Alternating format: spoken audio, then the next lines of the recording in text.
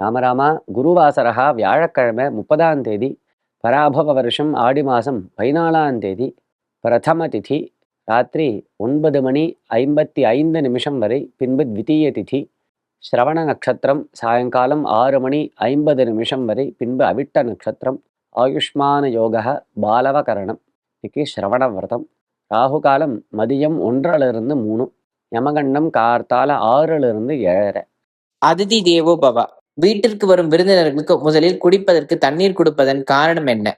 அதிதிஹி அப்படின்னா யாரு சொல்லாம வரானோ அவனுக்கு தான் அதிதின்னு பேர். இன்றைய நாள் இந்த கிழமையில இந்த சமயம் நான் வரேன் அப்படின்னு சொல்லிட்டு வரவன் அதிதி இல்லை, அவனுக்கு அபியாகத்தன்னு பேரு. திடுதிடுப்புன்னு ஒருத்தன் நம்ம வீட்டுக்கு வரான் அப்படின்னா அவனுக்கு தான் அதிதின்னு பேரு.